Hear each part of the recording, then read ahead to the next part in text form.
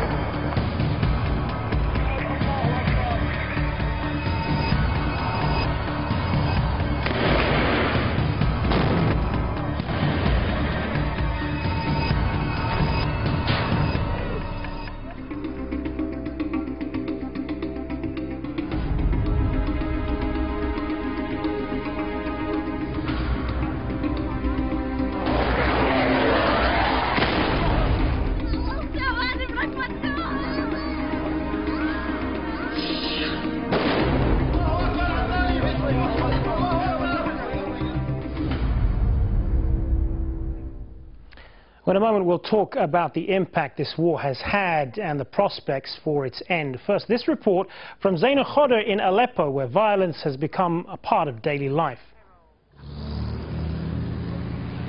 On a good day, this road is a lifeline for many people of Aleppo city, but some days it can just as easily get a person killed.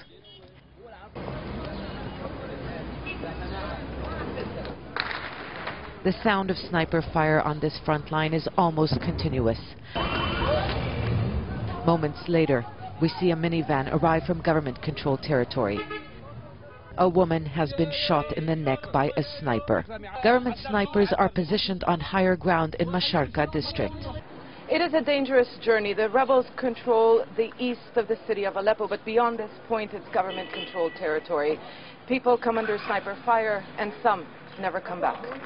Nevertheless, people do cross back and forth in this city divided by front lines.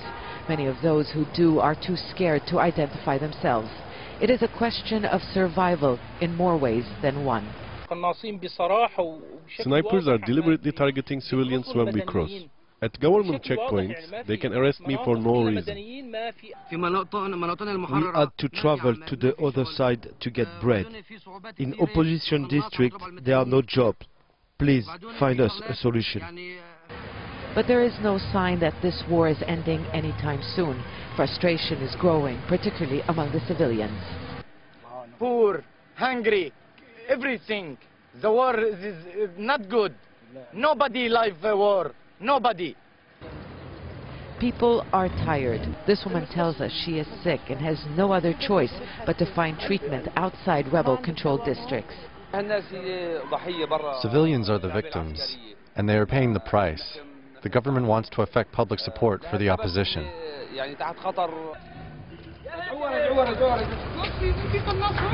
It is not clear why this woman refused to see the danger ahead, but it is clear that this is a country and a society torn by war.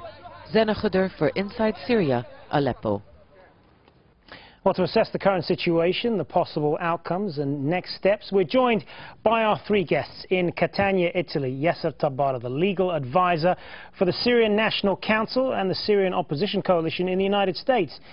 In Oklahoma, Joshua Landis, Syria expert and director of the Center for Middle East Studies and associate professor at the University of Oklahoma. And in London, we have Danny Mackey, the co-founder of the Syrian Youth in Britain, a group of Syrians advocating democratic change through dialogue. Good to have you all with us, gentlemen. Joshua Landis, if I could start with you. What does the future of Syria look like 2 years on? Well, we're 2 years into this. It's stalemate. Refugees are flowing out at a very high number, about 250,000 this last month. There's 1 million outside already. We're going to see tons more refugees.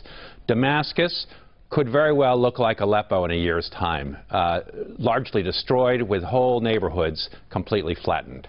Assad is not giving up. Yes, Sir Tabara, is that how you see things, or where do you see the conflict heading?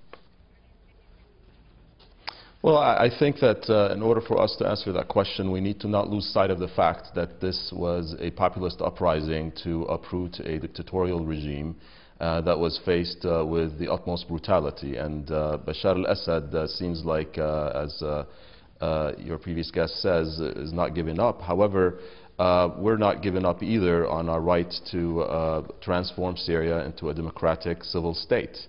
The situation, we're optimistic about where we're heading. I think that the balance of power on the ground is shifting, and I think Bashar al-Assad will get that message, and hopefully that will lead into a better transformation than the very bleak picture that your guest gave. Danny Mackey, I know you head up a group that advocates reform in Syria through dialogue, but those on the rebel side say that that was tried many months ago, and the Assad regime simply doesn't understand that. The only thing they understand is violence, and that's why this conflict has taken the turn it has. I think when you discuss the Syria crisis now, there is, in terms of violence, there is a balanced playing field. The violence which is being perpetrated by the opposition groups and the rebels is almost on the same scale. There is an element of strategic parity on the ground. I would just like to say that Damascus is not going to turn into Aleppo. I was in Damascus a few weeks ago, and Damascus is actually relatively safe, internally speaking. There is conflict on the outskirts, but central Damascus is relatively safe. There is a big difference between wanting democracy and wanting democratic change, and between funding an uprising which is armed and which is funded by regional Arab countries. So the biggest problem here is who supports a political solution. In order to really look towards the future and have hope in a democratic transformation internally in terms of Syria, we need to really pursue a policy which is based on a political solution with dialogue between the different sides. And in all honesty, the opposition rejects dialogue and have rejected dialogue since the beginning of the so-called Arab Spring in Syria, which has fueled bloodshed, violence and internal instability, which is very rare for Syria internally. Well, Danny Mackey, no one will argue with you that this has now become an armed uprising, but that's not how it started back in March of 2011. All of the counts that we got, all of the videos that we saw, was that this was a peaceful uprising, peaceful demonstrations in a number of cities in Syria, and the way the regime responded was with brute force, and that's why we have the conflict that we have now. In all honesty, it did begin as peaceful pro-democracy as an uprising for peace, for democracy, for an element of political change inside of Syria. But however, this has been hijacked by the Muslim Brotherhood, and this is very clear since the presence of Al-Qaeda and radical jihadist groups within the armed opposition within Syria.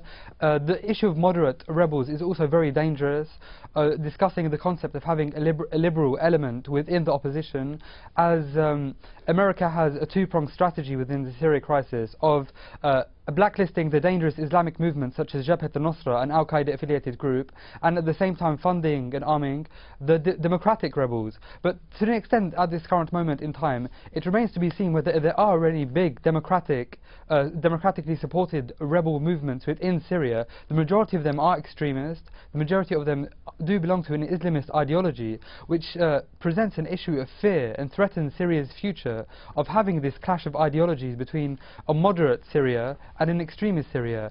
The uprising in Syria did begin in terms of peaceful pro-democracy uprisings. But at the moment, it has turned into a brutal proxy war, which is being funded by different regional powers and international powers, and it threatens the security of the region and the security of Europe with the presence of these radical jihadist groups. It is an armed conflict, and it is not a revolution in the sense that we had in Libya or Tunisia or any of the other countries, although in Libya there was intervention. So we have to ultimately argue that Syria is now in front of either a military solution, which is impossible as there is stalemate on the ground, or a political solution, which really does take both sides on a negotiating table and finds a legitimate solution to this ongoing crisis. Yes, sir. Yasser Tabari, you were shaking your head there earlier.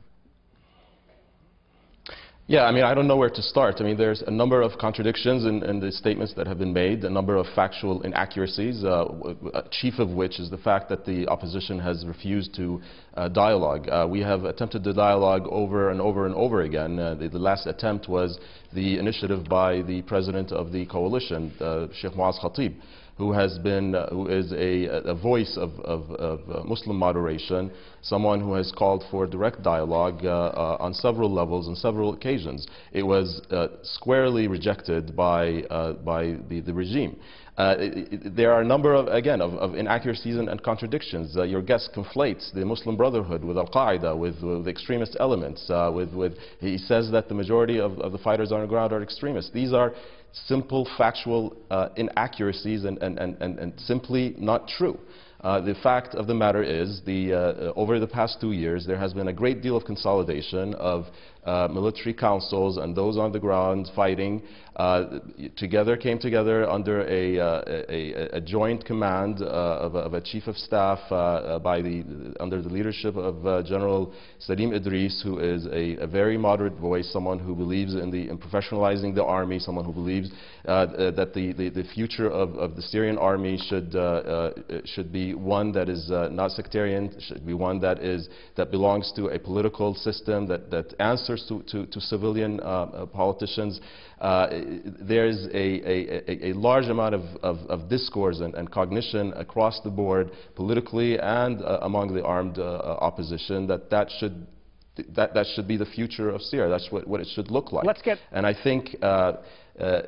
We'll come back to the different points of view on what is happening on the ground here. But let's get a quick overview of what 2 years of war has cost the country and its people. The United Nations estimates that some 70,000 people have been killed in Syria in the last 24 months. About 3 million others are without homes, essentially refugees in their own country. And so far, at least 1 million people have escaped to safety beyond Syria's borders to neighboring countries like Turkey, Lebanon, and Jordan, and it's thought that number could be much higher. And that brings me to the question, Joshua Landis, that comparisons have already been made between this conflict and the civil war in Lebanon, which lasted 15 years. And one certainly hopes that the same doesn't happen in Syria. But given the stalemate that is apparent here, could this conflict drag on for several years more? Absolutely it could. It could drag on for quite a long time.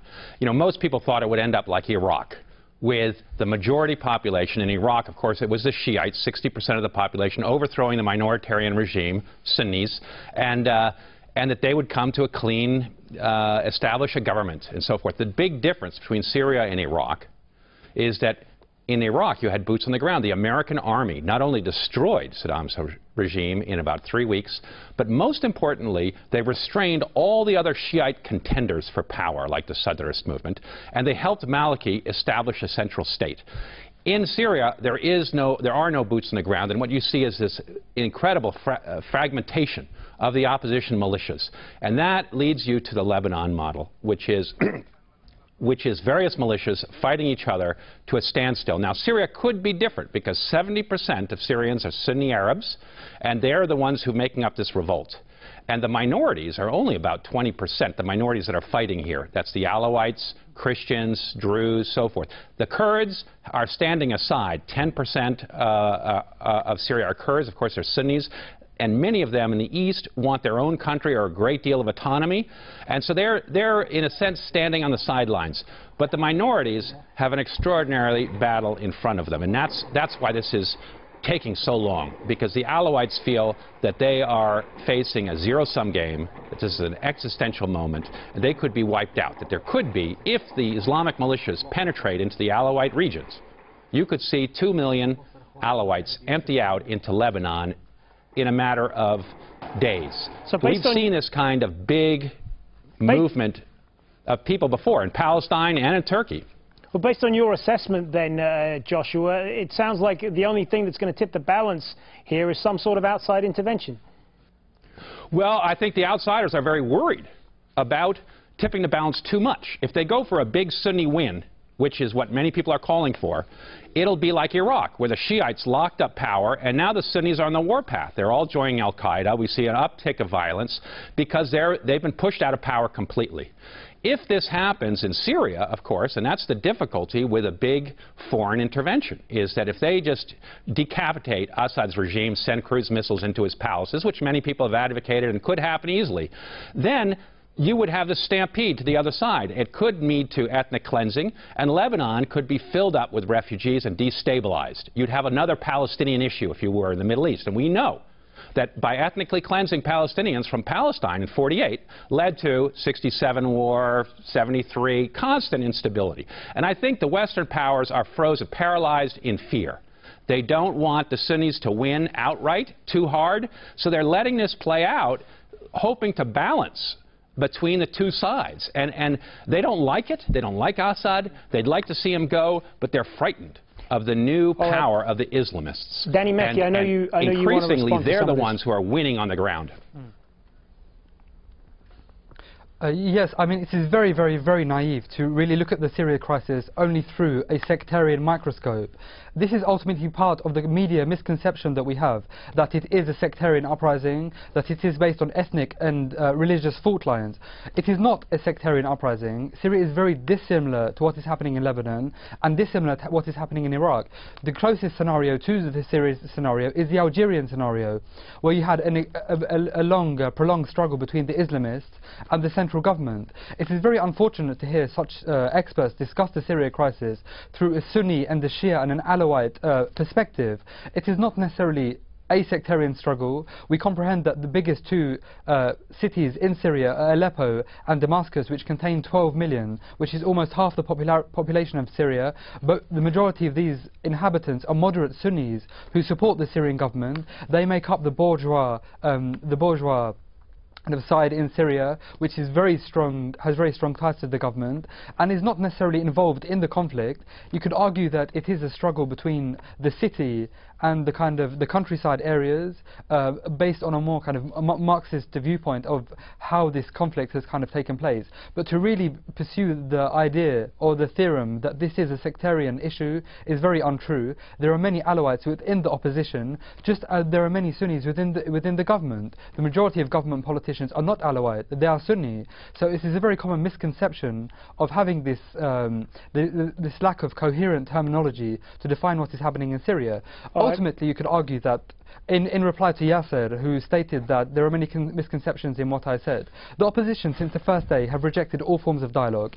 In all of the Friends of Syria meetings, the main issue which was discussed was the post-Assad era, after the regime, was getting rid of Assad, not through dialogue but through military solution. The National Coalition admits to the concept that Jabhat al-Nusra and Nusra Front is the strongest military force under the auspice of the opposition on the ground in Syria.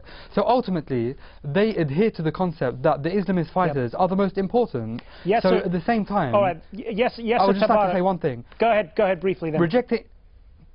Rejecting a political solution is not necessarily in the interest of the Syrian regime at this current moment in time. This is why they have had a concept which is open towards any political dialogue.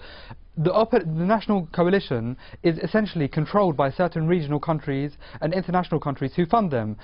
Even if they wanted peace and dialogue, they would not be allowed to do so. I want to get Yasser Tabara's response on some of this. And I want to ask you as well, is this a misconception that this is a sectarian conflict?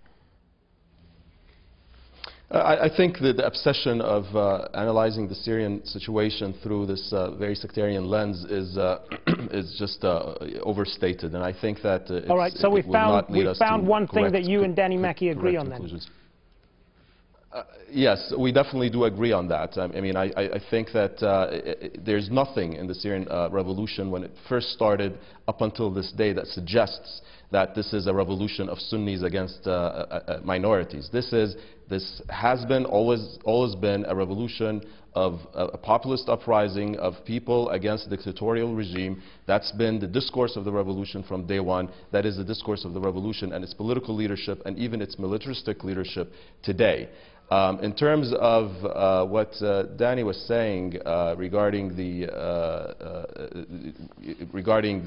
attempts of dialogue or our position on dialogue, again, we have been very clear that we have not rejected the political solution.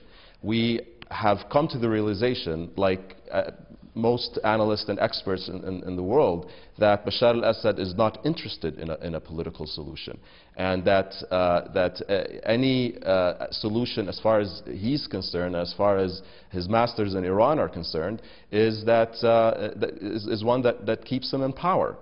Keeping Bashar al-Assad in power necessarily means, and this is an argument against those who say that that's basically a militaristic resistance of Bashar al-Assad regime and his brutality and his Scud missiles and his air force are not the way to go.